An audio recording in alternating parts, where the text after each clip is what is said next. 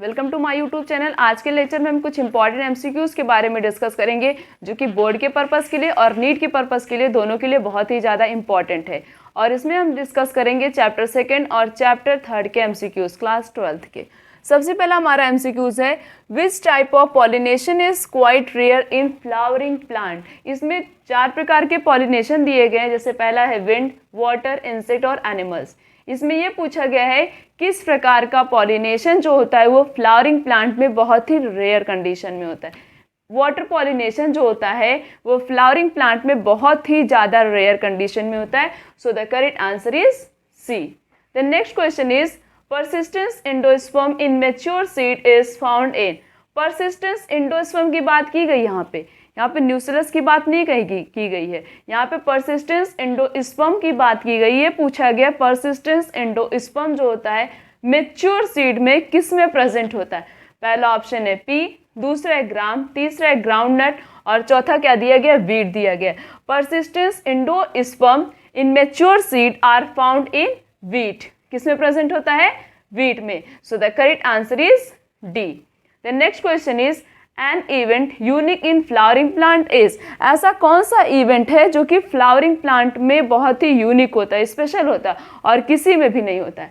सबसे पहला ऑप्शन है ट्रू फर्टिलाइजेशन, दूसरा है डबल फर्टिलाइजेशन, तीसरा है एम्ब्रियोजेनेसिस और चौथा क्या दिया है, पॉलिनेशन। जो डबल फर्टिलाइजेशन होता है यही सिर्फ और सिर्फ फ्लावरिंग प्लांट में होता है और किसी में भी नहीं होता है। तो डबल फर्टिलाइजेशन बहुत ही यूनिक फीचर होता है या यूनिक इवेंट है किसके लिए, फ्लावरिंग प्लांट के लिए। So the correct answer is B.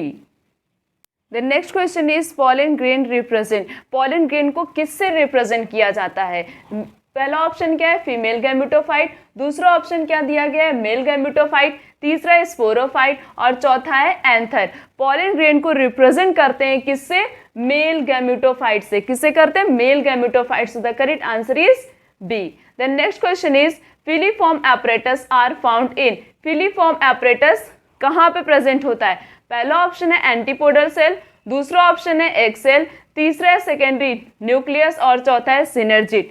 ये जो फिलीफॉर्म एपरेटस होता है ये सिनर्जिड के पास प्रेजेंट होता, क्या ये फिंगर लाइक प्रोजेक्शन होता है। So the correct answer is D. The next question is longest pollen tube is found इन। सबसे बड़ा पॉलन ट्यूब किस में प्रेजेंट होता है। पहला ऑप्शन है वीट, दूसरा है मेज, तीसरा है बार्ले और चौथा दिया है राइस। लॉन्गेस्ट पॉलन ट्यूब जो होता है वो किसके पास प्रेजेंट होता है बच्चों, मेज के पास प्रेजेंट होता है। किसके पास होता है, मेज के पास। So the correct answer is B. The next question is maize is best example of. Maize सबसे बेस्ट एग्जाम्पल किसका होता है। पहला ऑप्शन है एनिमोफिली, दूसरा ऑप्शन है ऑरिंथोफिली, तीसरा ऑप्शन है इंटिमोफिली और चौथा hydrophily. Maize is the best example of anemophily. Anemo का मतलब होता है एयर। मेज के अंदर सबसे अच्छे से जो है एयर पॉलिनेशन होता है। So the correct answer is A. The next question is which of the following promote pollen germination and tube growth. इन चारों में से कुछ एलिमेंट्स के नाम दिए गए।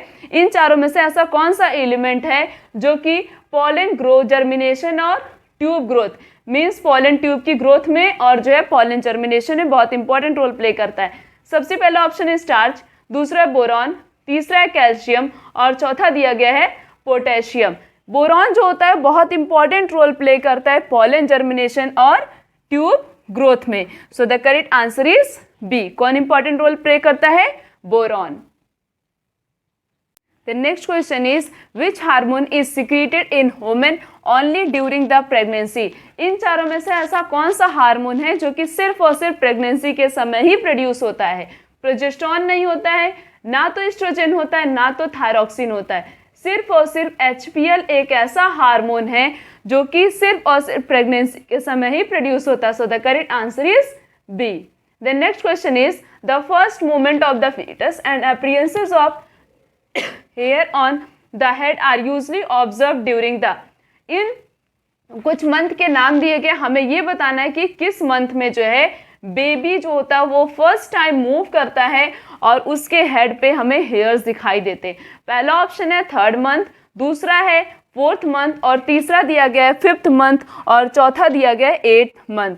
5th मंथ में क्या होता है, बेबी मूवमेंट शो करता है और उसके हेड पे जो होता है हेयर्स भी दिखाई देते हैं। So the correct answer is C. The next question is which piece of sperm is called power house. Sperm के कौन से पार्ट को पावर हाउस कहा जाता है। सबसे पहला ऑप्शन है हेड पीस, दूसरा ऑप्शन है नेक पीस, तीसरा ऑप्शन है मिडिल पीस और चौथा ऑप्शन है टेल पीस। मिडिल पीस को जो है क्या बोला जाता है, पावर हाउस बोला जाता है। क्यों बोला जाता है, क्यों, क्योंकि इसके पास क्या प्रेजेंट होता है, माइटोकॉन्ड्रिया प्रेजेंट होता है। और ये माइटोकॉन्ड्रिया करता क्या है, ये स्पर्म को जो है एनर्जी प्रोवाइड करता है, जिससे स्पर्म जो है इजिली फीमेल ट्रैक में पहुंच जाता है। So the correct answer is C. The next question is during pregnancy the urine of the female would contain. Pregnancy के समय फीमेल के पास उसके यूरिन में कौन सा हार्मोन प्रेजेंट होता है। पहला ऑप्शन है LH, दूसरा ऑप्शन है प्रोजेस्टेरॉन, तीसरा ऑप्शन है FSH और चौथा ऑप्शन है HGC। कौन सा हार्मोन प्रेजेंट होता है, HGC। So HCG। So the correct answer is D। The next question is site of fertilization in mammals is. कहाँ पे फर्टिलाइजेशन होता है। फर्टिलाइजेशन क्या होता है, fusion of male and female gamete. Female और मेल गैमेट का फ्यूजन कहाँ पे होता है। सबसे पहला ऑप्शन है ओवरी, दूसरा है यूट्रस, तीसरा है वजाइना और चौथा दिया गया है फैलोपियन ट्यूब। फर्टिलाइजेशन कहाँ पे होता है, फैलोपियन ट्यूब में होता है। यूट्रस में क्या होता है, बेबी का डेवलपमेंट होता है। So the correct answer is D. आज का लेक्चर यहीं तक। Thank you.